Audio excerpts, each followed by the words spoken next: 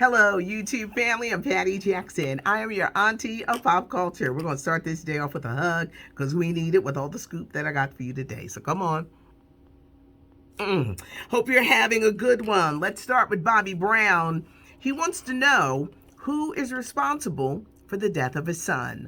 Bobby Brown Jr., they found him dead in his home in November. The toxicology report came down yesterday. They found cocaine, they found alcohol, fentanyl. They are saying it was an accidental overdose, but Bobby Brown says that his son was not into drugs. He was easily influenced by others. He says that his son was with the wrong people. He wants to know who contributed to his son's death, how did this happen, and that they should be held responsible. Bobby Brown and Junior's mother, Kim Ward, they're joining forces to find out what happened. Where did the drugs come from? Because apparently it was something called street fentanyl, which is way deadlier than the normal one. It's more deadlier than heroin, more deadlier than morphine. And they're saying this is what led to his accidental death. Bobby Brown wants answers. He is in pain to lose his daughter under mysterious circumstances surrounding drugs. Now to lose your son in a circumstance, death, surrounded by drugs. Bobby Brown says he wants those accountable or held accountable for this. Last night was the third night of the Aretha Franklin National Geo series. How about T.I.? He played the boyfriend, Ken Cunningham. They couldn't promote T.I. because T.I. in all this doggone trouble, so they couldn't say nothing about him.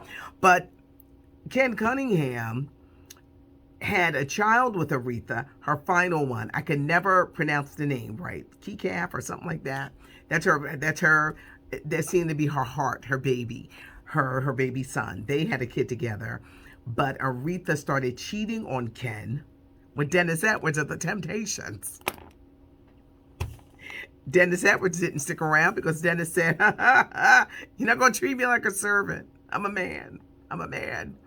So it kind of like goes into that.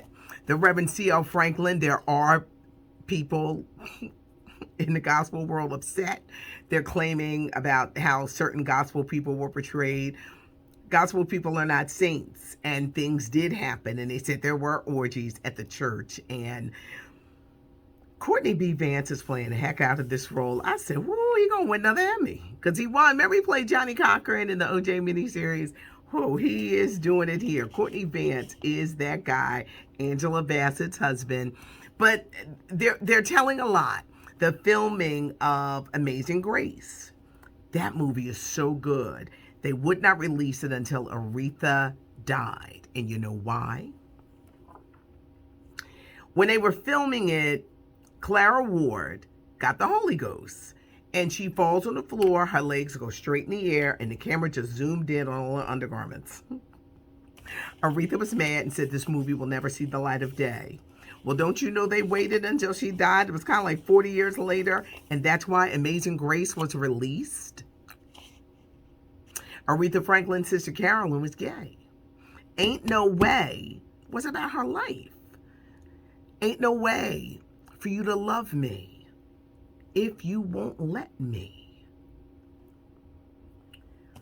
Who did all the talking to the National Geographic Channel? Because this version is way different from what we're going to see this summer with Jennifer Hudson. It really is. That movie may have all the music, but this one here got all the dirt. I think Aretha's first husband got to talking because he's still alive. Ted Price, he got to be in his 80s. He's still trying to get money from Aretha's estate. He wrote most of the songs in the beginning of her career. Ted Price, the pimp, I think he did the talking. Somebody went talking because the family had a lot of secrets. Aretha had a very well-built reputation. It was very well crafted. It took years for her to admit she had cancer, and that's why she was losing all the weight. It's going to be interesting if they go into, she didn't really like other women. Her and Dionne Warwick, Auntie Dionne. Aunt Dionne, look at me, Aunt Dionne. They both released the song Say a Little Prayer. But Aretha's did better on the charts, and that's the one that's most known.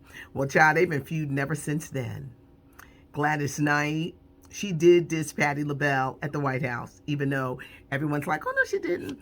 Oh, yes, it did, because they filmed it, and she just looked at her like, she had a problem with other women, especially women who maybe kept themselves up in their later years.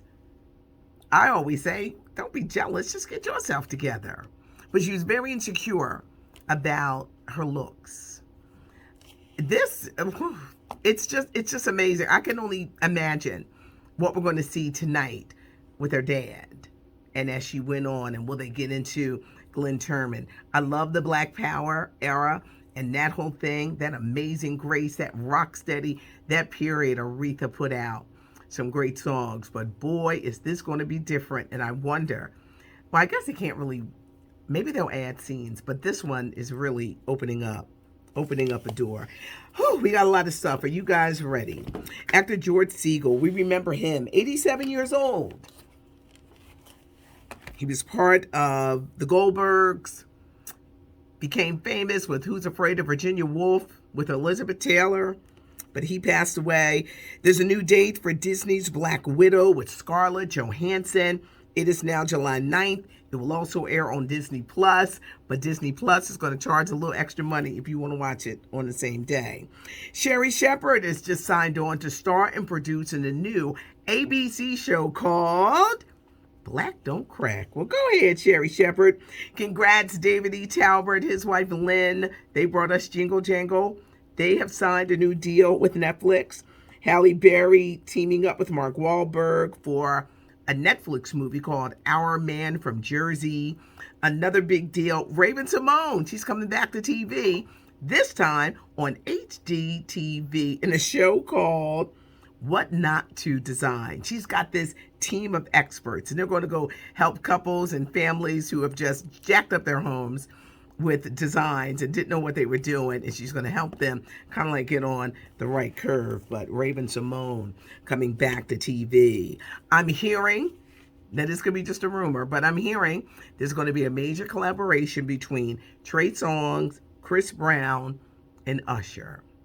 Who do you think is going to benefit the most from this? You got to think these three gentlemen have been such a dominating force in music. But I'm hearing a collaboration is coming. The Mike Tyson Holyfield fight is on. Mike Tyson turned down the first offer. They offered him $25 million. So I'm thinking, so what they do? Offer him 26. He said, yes, I'll do it. May 29th, everybody. It will be Tyson and Holyfield. Versus is the biggest music event coming out of this doggone pandemic. Okay. Easter is Sunday, April 4th. The Isley Brothers, Earth, Wind, and Fire. Mother's Day weekend. They doing this for the grown and sexy because they did one with somebody named Ghostface Killer. I said, who that? I don't know who that is. Mother's Day weekend, SWV and Escape, May 8th. How do you find Versus? VERZUZ TV. That's coming up. Issa Rae, woo! She just signed a $40 million deal with HBO. I love how she started. Issa Rae started her career on HBO doing her own thing. They signed her. She had Insecure. She's the executive producer of the Black Sketch Lady. She's done movies. I love Issa. $40 million. Issa, go get that money. Go get the money. 5-year deal with HBO. Nick Cannon. New episodes of Wild 'N Out. It's coming to MTV in April. Snowfall, a show that they thought would not survive without director John Singleton. Snowfall has been renewed. It comes on FX. Been renewed for a 5th season. And one of the main reasons why this show is doing so well, this guy gonna be the next Idris. Damon Idris. He's a British actor. He's 29 years old.